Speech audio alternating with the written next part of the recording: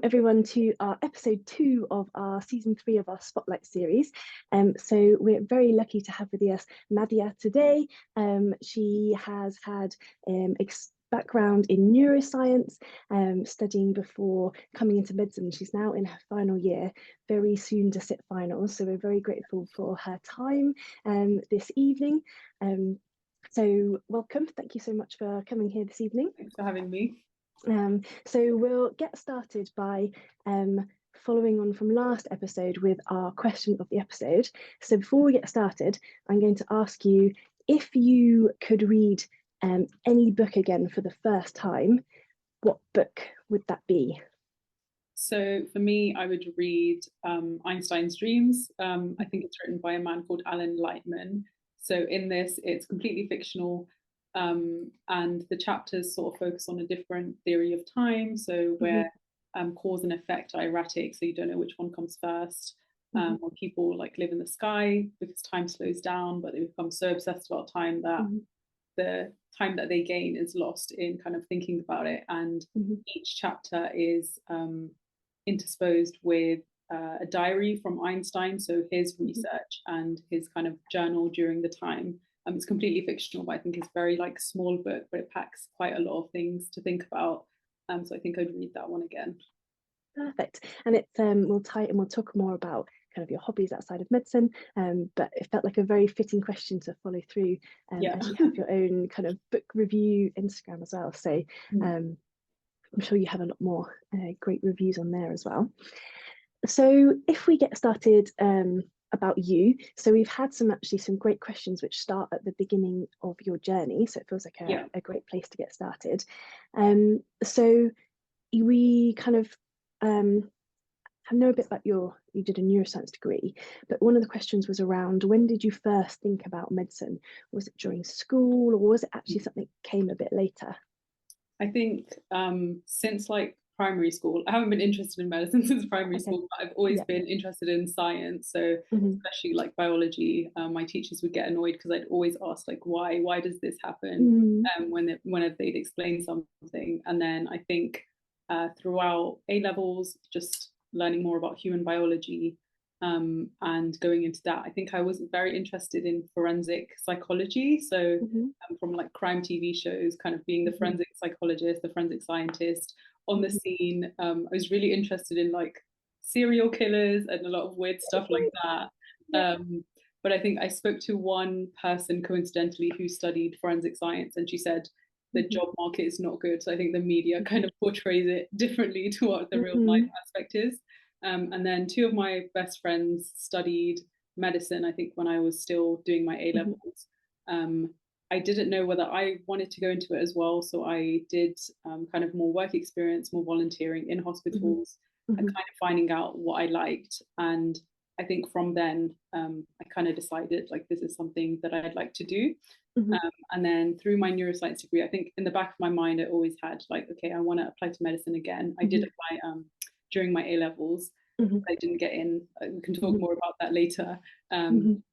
But yeah, I think I had to kind of ask myself again during my degree, like, is this actually what you want to do? And I told myself, yes, it is. So then I kind of applied again. But yeah, definitely through volunteering and work experience opportunities, kind of seeing what it's like from people who work in the field, I think is really important.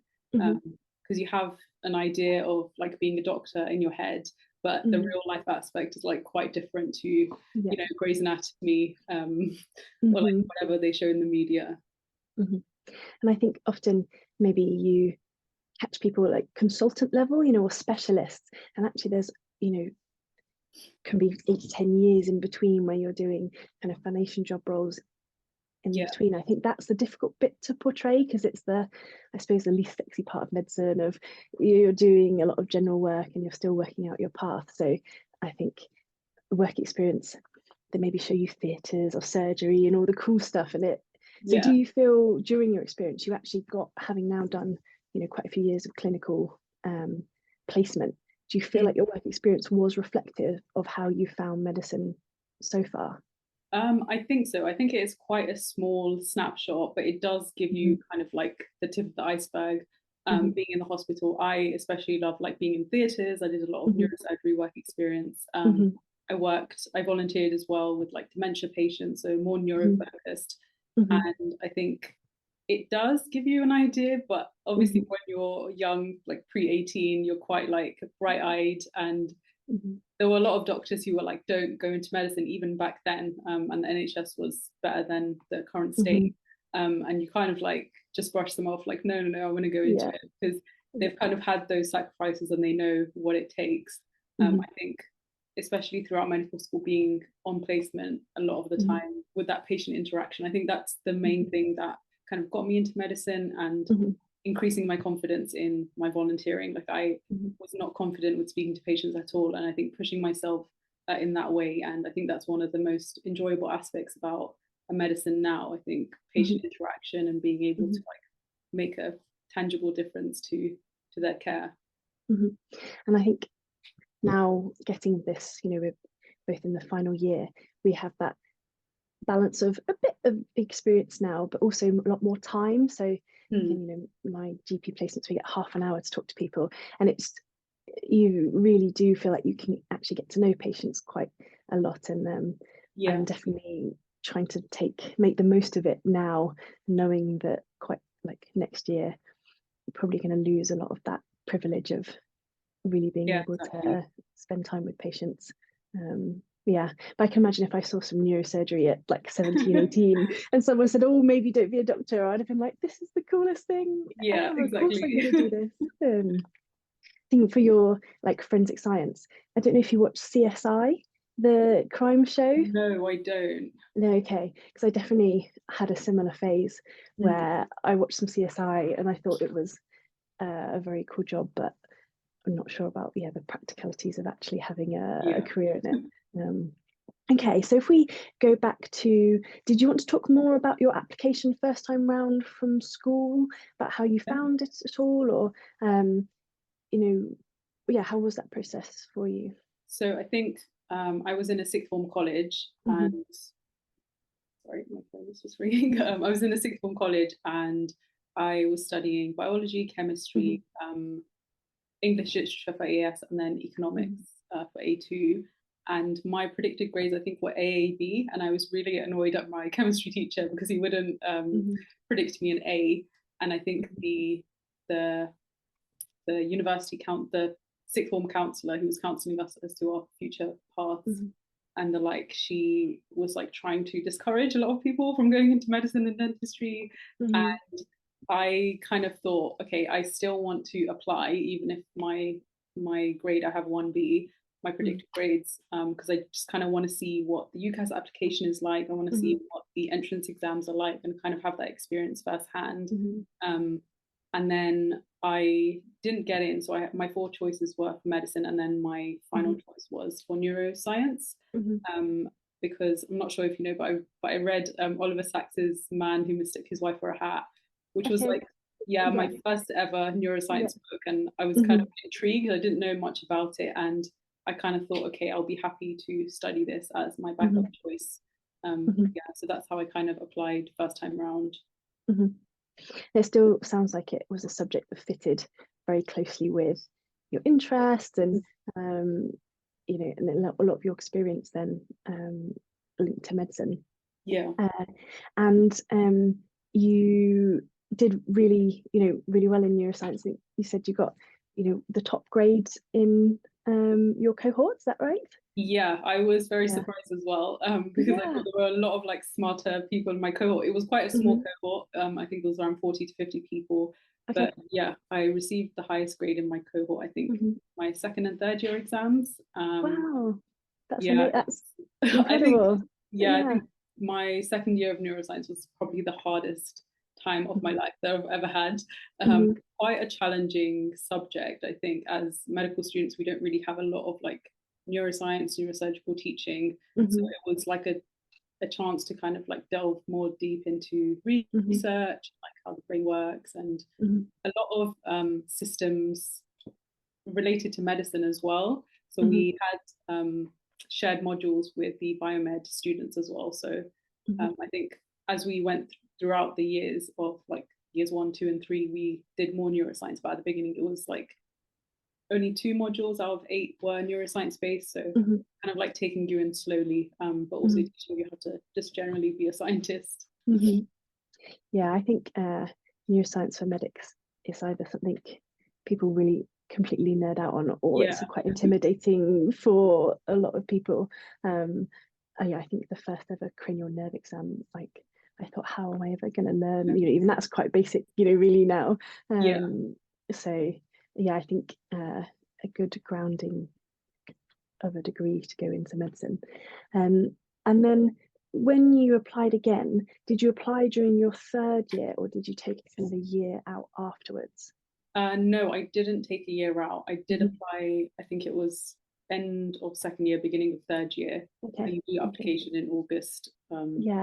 And yeah, I don't know, I just wanted to go straight into it, I guess. A lot of people do take a gap year because it is quite intense. And I remember when I was applying and I was speaking to other people, they were kind of like, oh, you're gonna study for 5 more years again. And I was like, in my head, it didn't seem like a very long time because it was just what I wanted to do. And it's like, might as well use that time to do it. But yeah, a lot of people around me were like, you're going to be studying for that long, like it's such a long time. But it like goes by really quickly, as you can probably experience as well. Like it flies by. So yeah, I applied directly like from my degree onto medicine. Well, I was thinking as well, because you sat all 3 entrance exams of the UCAT, the BMAT, and the GAMSAT, while also studying and getting like a top grade in your year. That like a phenomenal year for you, but also must have been a lot of hard work. Yeah, I think especially for the GAMSAT, because there wasn't a lot of information about it, and I like couldn't, the exam itself was like very expensive. I think it was like 300, 400 pounds, and the prep courses as well, they were very expensive, so I couldn't afford them. So all I took was like YouTube videos and like what people's personal experiences were with the exam, and then obviously just the free resources that the website puts online. But I think that was one of the hardest exams that I've sat, and I've sat a lot of like difficult exams because it's almost 5 hours, I think 5.5 hour exam, 3 different sections. They say you need like physics A-level knowledge, but what some of the questions like went beyond like university level, like they were making up physics theories like in the paper and then asking you to whole page of writing, and then they give you one little question. That was like the science section, then they had like a writing section, and I think clinical reasoning or something like that. But yeah, I tell people like I'd rather like be shot in the leg than do the exam again, so I don't recommend it at all. I think they make it really difficult, especially as even if we're graduates. I think there's a limit to like how much we know. I also sat the BMAT. I think that was easier in terms of the content, but the time of that was more difficult. And then the UK CAT, I just used Medify, which was a really good resource. Just practiced, I think, for like a month. I think because I wanted to apply to 2 graduate courses and then undergraduate courses, I just like, I looked at what exams they wanted, you know, just I think maximize my opportunity, but it was a lot. It was very difficult. I think it was one of the most challenging times. Yeah, because I was going to say, what kind of drew you to those choices? Because I was thinking you're not going to do all 3 just for fun. So you obviously kind of chose the courses and they had separate entrance exams. So what was it about those different courses that kind of drew you to each of those to apply? Yeah, so I think I applied to King's for undergrad, and for Queen Mary I had a guaranteed interview, but they still wanted me to do the entrance exam, I think. And then for the graduate courses, it was St George's and Warwick. So St George's had the GAMSAT requirement, and then Warwick had the UK CAT. So I think in terms of that, especially like factoring funding into the mix as well, because as grads we have to fund our own like first 4 years of medicine. So I didn't want to apply to all the undergraduate courses for all the graduate courses, because I know they were more competitive to get into. So I think just a balance of those 2, and then it just so happened that all of the entrance exams were covered with those 4 medical schools. So I think, yeah, that's how I decided how to do it. And did you have kind of a preference going into it for like grad or undergrad? How did you feel about the two different types of courses? I think I did prefer the grad course because it was shorter. It's cheaper as well. Obviously, you have to pay less tuition fees. Um, but I think I didn't mind the undergraduate course. It was just like 1 year longer. I was kind of, I feel a bit daunted about the graduate course because putting 2 years of medical school into one, speaking to students who were on that course, I think they said it was especially hard in the first year. So I think I actually didn't mind which course I was on. And I think as a graduate, you have a more competitive edge when you do apply to the undergraduate courses because you're competing with A-level students who are applying at the time. So I think, yeah, I think I just wanted a place, so I didn't really mind. Yeah, I think the graduate courses are, exceptionally competitive, and they are pros and cons, and I think financially it is a difficult one as it does limit a lot of people, but I think I've quite enjoyed the 5 years of undergraduate and being able to really take my time with it and exactly, and do quite a lot of other stuff alongside it, which I feel like I would not have had time for on the grad course.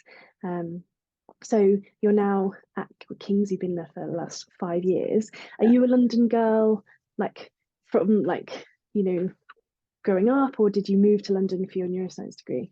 No, so I am a London girl, yes. Yeah, okay. So I've lived here since I've been born. Okay. And I think having a change between like the neuroscience and the medical school, so like Queen Mary to King's, I think I did kind of want to change. So I didn't want to stay at Barts for the next 5 years because I'd already spent 3 years there. And the lecturers that I had, they were also the medical school lecturers. So I kind of like wanted a change, I think.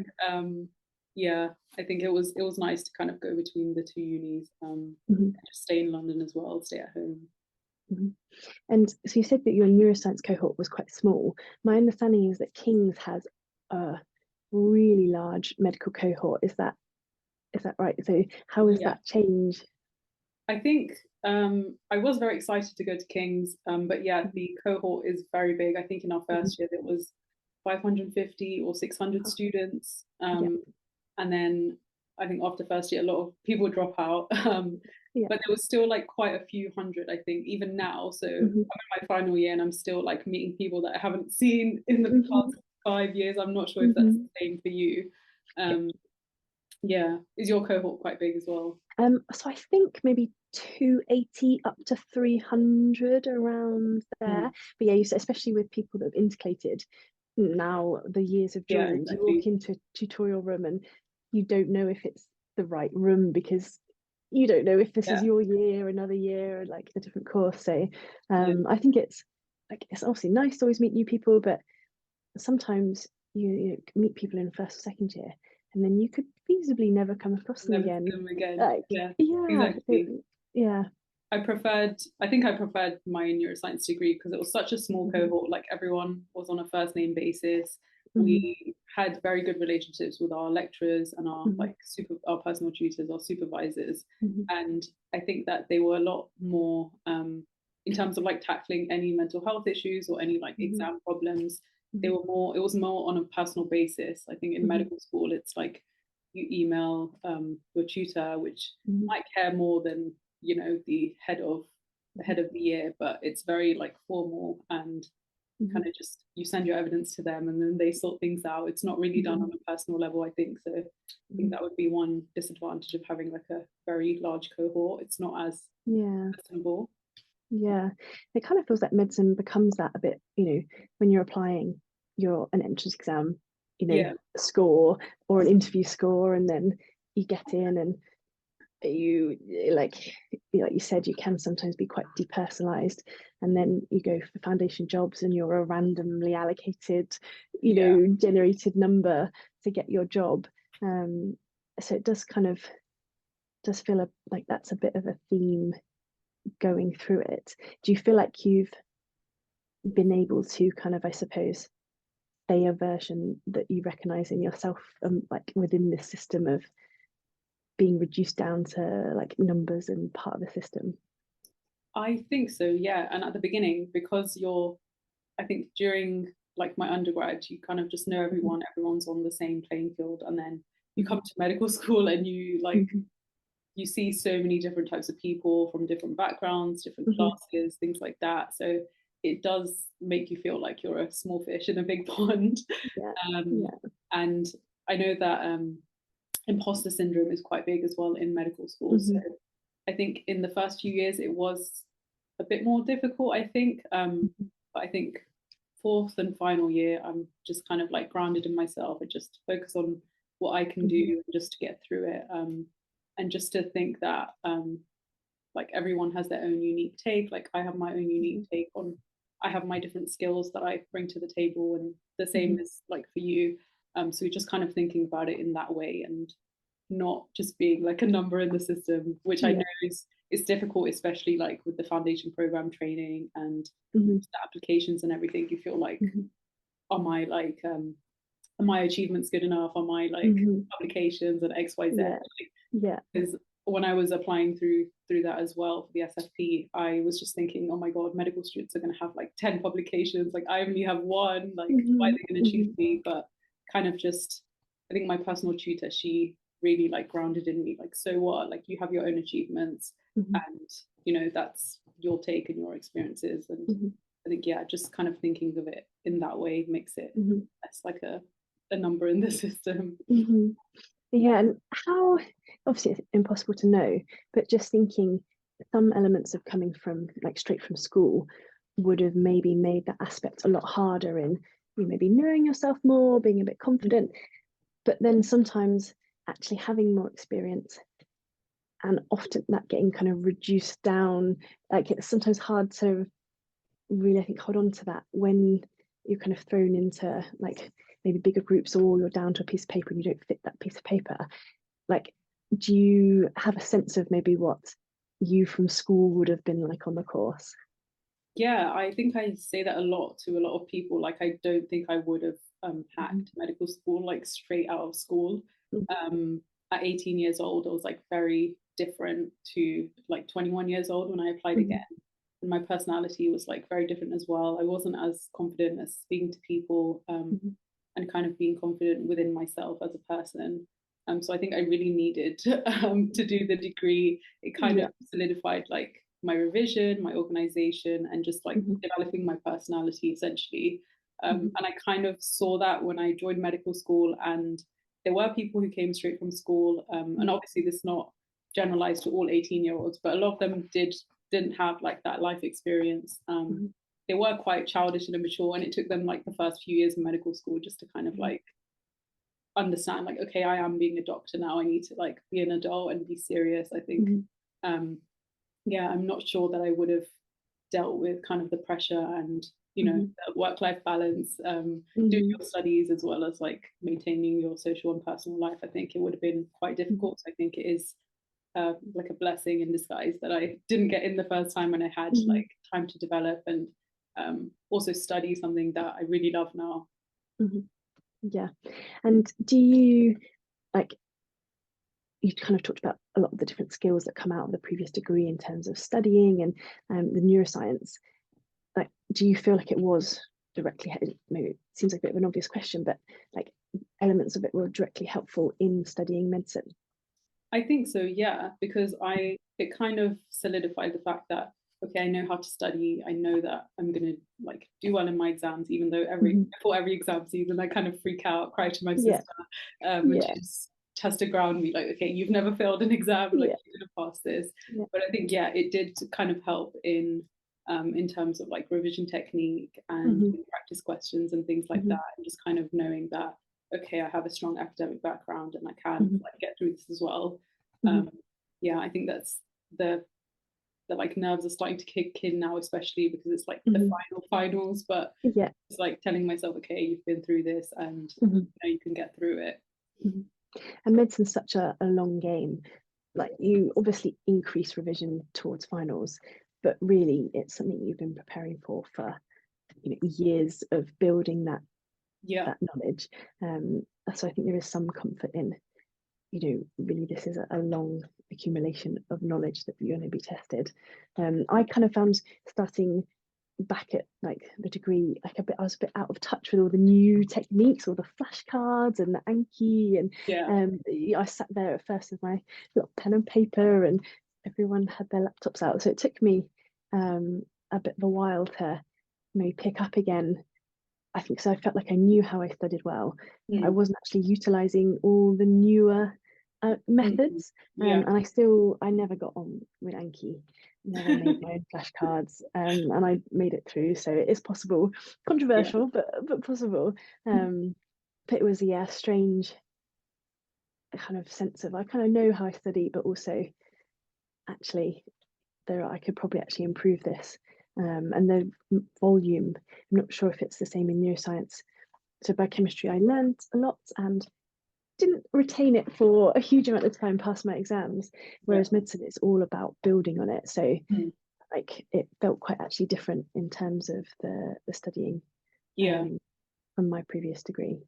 I think that, you just reminded me as well. I think in neuroscience, it was like everything's split into modules, and you kind of like have a certain like 20 lectures that you study, and then you have an exam on that. But with medicine, it's just like such a big volume of content that you have to know, like for an exam that's like 100 questions, 200 questions. And I think I like write my own notes like on OneNote, and I just kind of use the lecture slides. So that's how I used to study in my neuroscience degree. And I think it was hard to like not do that in medicine, because there's so many lectures all the time that it's just not enough time to kind of make your own notes. I think I kept that up for like the first 2-3 years, and then like revising more clinically, I think, like not, because the lectures are like quite niche. The lecturers as well, they have their own field of study in terms of what they teach in our exams. Like it's very clinical, and a lot of the lectures that we had in second, third year were not as clinical. So I think it was quite hard for me to like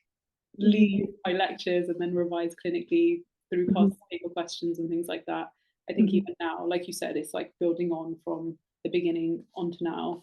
And it's just like, even being on placement, my friends remind me like, okay, that's also revision. Like you learn a lot being there, and you've got everything in your head. You just kind of need to apply it. So I think, now it's just I used to use osmosis to revise, and my lecture notes as well, and now it's just doing past paper questions, and like the muscle memory just comes back. Like you don't even need to actively study, just do the questions at this point, I would say. I think it's like the end game now of do you have a favorite question bank of choice? I usually use PassMed. So I think a lot of medical schools, I think we don't get a lot of past paper questions from our own medical school. I'm not sure if it's the same for you. They're trying to make it harder for us as well. So I think PassMed is like the unofficial med school question bank. I used to use. Hard. It is hard, I think at the beginning, just getting like a low percentage used to kind of freak me out, and then I'd be anxious, like, okay, am I just not retaining the information? Am I stupid? And just like I had to zoom into the question so I don't see like the percentage. Okay. And then over time, people in the older years of my friends, they tell me like, okay, you just need to keep doing it for a few weeks, your score will improve. But I think at the beginning, it's especially hard when you're getting like 40-50%, and you're like, is this what I've learned in 5 years? Because at Bristol we don't have like banks that we can see all the time, but we do the progress test, which is the kind of finals level exam from first year throughout it. And I definitely think there was nice sitting an exam that felt familiar in the question style and the format. Because will you be doing the MLA in January, or is it not? Is that not kind of? I think it's the pilot, so we don't have that in our cohort, but our medical school has made our exam into 2 exams to reflect the MLA. I'm not quite sure. They have changed it, and they just change it like on a whim as they want. So they've kind of split. We have the progress test as well, so now they've split it into 2 exams. So before it was 1 paper, which was 150 questions. Now it's 2 100 questions each. But I think in terms of the content, we sat it a few months ago. It was the same kind of content. So I think, it's going to be the same.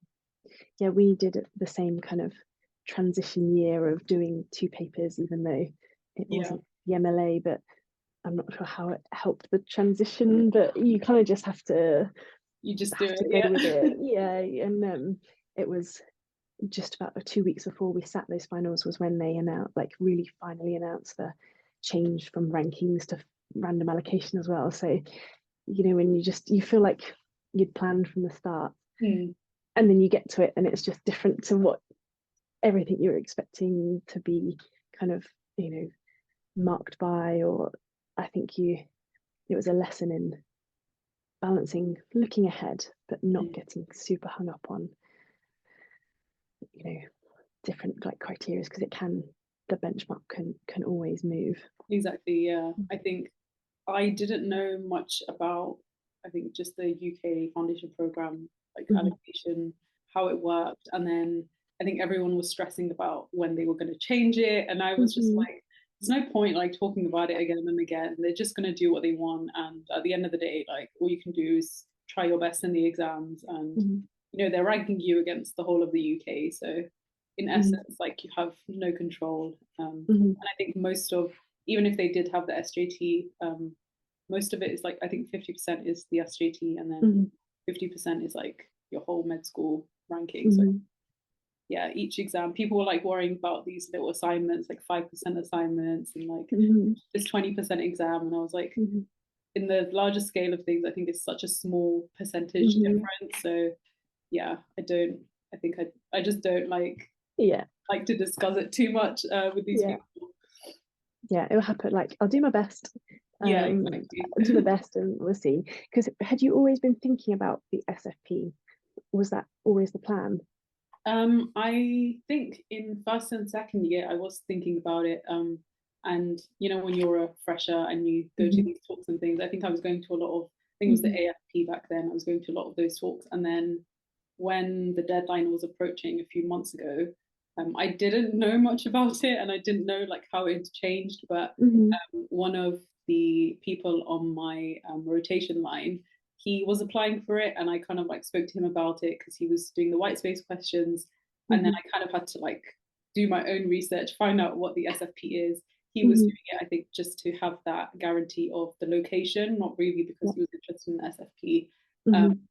And just looking at it in terms of like future career portfolio, I thought that like I might as well try applying. I do have a previous degree, I have a publication as well. So just kind of like doing the white space questions, I think that was quite stressful. It was in a short amount of time. We had like another essay deadline going on as well. So I think, yeah, it was probably within a month of learning about it, I just kind of decided, okay, I'm going to apply now. Yeah.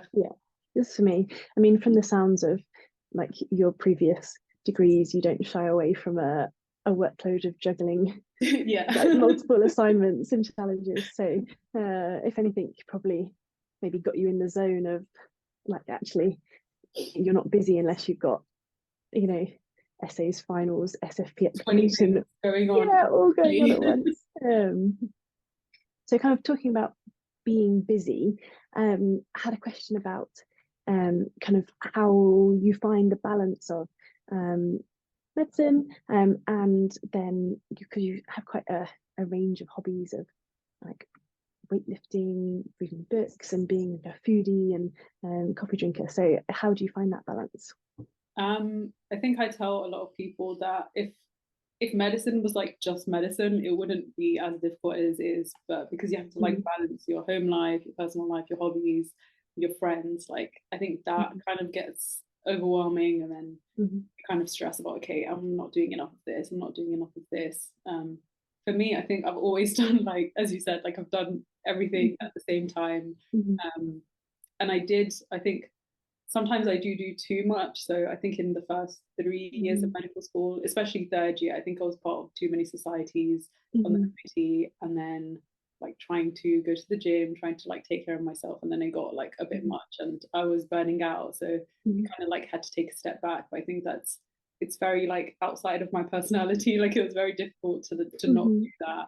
But I think, yeah, it is important to kind of take care of yourself and give yourself like downtime as well. And not everything just needs to be like on all the time. I think it is important. I think in younger years of medical school, you kind of think, okay, I have to do X, Y, Z because I have to like, you know, strengthen my portfolio and do this, this, and this. And then by the time I got to final year, I think I told myself I'm not going to be on any committees, any societies, and I'm just going to like take the year as it is because it's just stressful enough. But I think, yeah, my friends and family ask me all the time, they're like, how are you doing all of this and still like studying medicine? And I'm just like, I don't know, you just do it. Yeah. And I think that like sometimes a change is as good as a rest, they say, you know, just having that variety gives you the kind of break mentally to then do kind of study sessions and long days of placement when you know that you've actually done, you know, different things. But yeah, I think there's just so many opportunities presented to you, as you know, especially if you're quite enthusiastic and keen and you're good at getting yourself involved in things. The opportunities just then keep coming and go, Exactly, like leading, and it can be really difficult to know where the line is, because you think, oh, but that sounds really good and that would be amazing to do. And it'll be interesting starting work where that balance is going to be drawn, and working out how everything is going to balance together. And the societies, so you have an interest in books and reading, and paired that with like writing. Was it for the anatomy blog? Yeah, so the Anatomy Society, I was the blog director, I think, for the past either 3 years or 2 years. And I was so sad to like kind of relinquish that role. I wanted to apply again, but I was like, okay, need to let someone else have a go. But yeah, no, I really enjoyed that role, writing blog posts, kind of being responsible for anatomy education, and like creating posts with other students as well. So I think we had a physiotherapy student and a dental student, I think, has wrote a blog post as well. And I think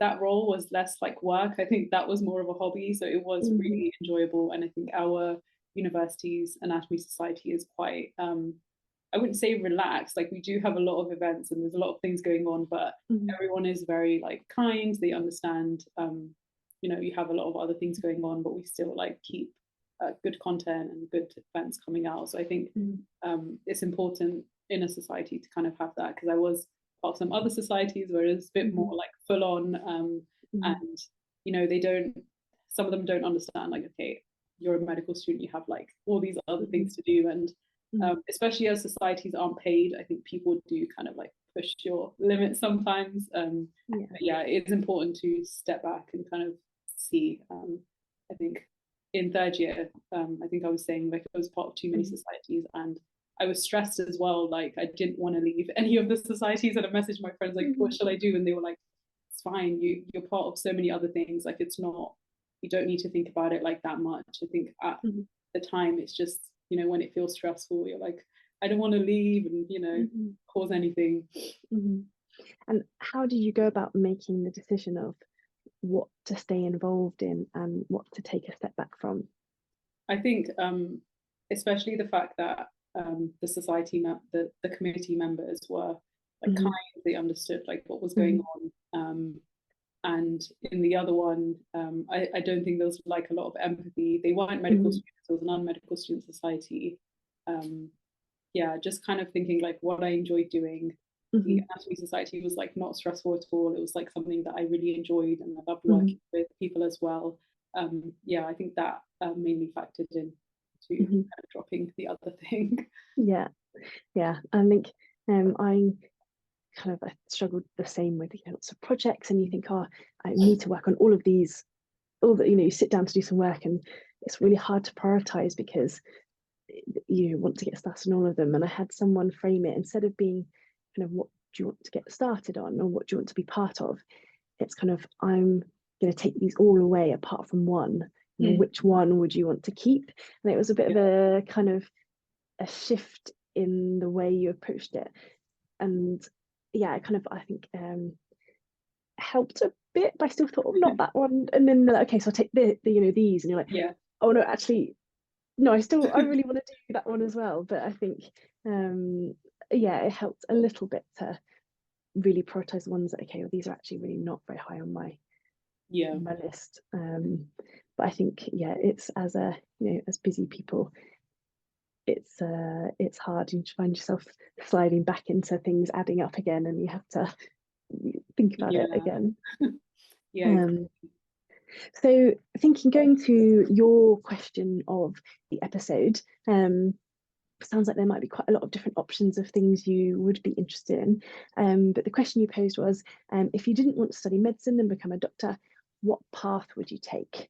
So, great question. And I think it's great at like getting into, sometimes medicine can be all consuming, but actually thinking about this, I think helps tap in on those other interests or, possibilities. So do you have a set answer for this, or is it a hard question for you as well?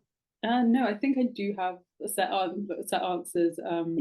If I had another life, I would probably, I think, tap into more of my like reading and writing. So maybe like be a professional writer. Also want to like travel the world, so kind of combining like my love of food and traveling and writing abroad as well. I think that's something that I'd really want to do for professional writing. I think I really miss my English literature classes during my AS, and I think the only time that I like have into that kind of area is just doing my own personal reading and speaking to my sister and our friend who run the book review page and kind of discussing it like that. Someone has messaged me about doing a book club, but I think I find it so difficult to be a part of a book club because I like reading at my own pace, and I think that I read slow. I just read a lot, so people think I read fast. But I think maybe being a professional writer, if there's a professional reader term, then that too. Yeah. And would you ever want your kind of worlds to merge in terms of like medicine writing or traveling with your like a job as a doctor, or is that something that in your mind is kind of like separate ideas? No, I think it could be. One of my dreams is to write a book about medicine or about my like journey in medicine, my patient experiences. I think you've just kind of reminded me because I forgot about that in the past few months. So that's something I'd really love to do. I think I'm not too confident with like fictional writing. We did have a module in, I think it was third year or second year, where I chose medicine and literature. So that was like a really good opportunity to kind of explore like medical writing, but also write our own fictional story. And it was a bit more difficult. I think I don't have a lot of confidence in myself in fiction writing, and we had to write about a patient experience but make it fictional. So I just kind of thought, okay, I can't change this because this means I'm lying and But it was like a very fun experience, and I think just kind of writing more in that way as well. I have my online blog on Blogspot, which I haven't written for a while. So I think just kind of writing there. My goal, I think, was to write there every month at the beginning of the year, but I haven't had time to do that. So I think just kind of like going back into that, Yeah, I think Bristol has quite a lot of creative elements, that they put into the course. And I think it's not for everyone, and sometimes it can feel a bit like, why do I have to, write a poem or do an art piece? And it's definitely out of my comfort zone. But I do think, medicine is challenging in a lot of ways, and the communication, and it's a difficult time in patients' lives. And I do think there's a potential for a really like beautiful connection between using creative outlets and being able to make sense of some of the like complexities of medicine. And I think actually when you talk to people, a lot of people have that overlap, and they really have a very creative side. And I think that's not quite always what you think of medics and medicine traditionally. I think that's why people love like when breath becomes air and do no harm, because they kind of like take that personal aspect, they put it into a book, and it's very easy to digest in that way. But I think people take it for granted. Like we do a lot of reflection on like our patient experiences, and I think people do really enjoy reading those types of things as well. So I think that's something that I'd be interested in. And I think you asked about the traveling aspect as well. I'd love to travel as a doctor. I think my dream has been to work with MSF after I after I graduate, but I think I'll have to like be in the training pathway for a few years, kind of get some money and then kind of volunteer. Yeah, there are like endless opportunities really of where it can take you, and kind of skills you can take elsewhere, but and then learn and bring back. So yeah, it's just fitting it all in. You can write your book on the plane as you go travel to your, you know, worldwide placement.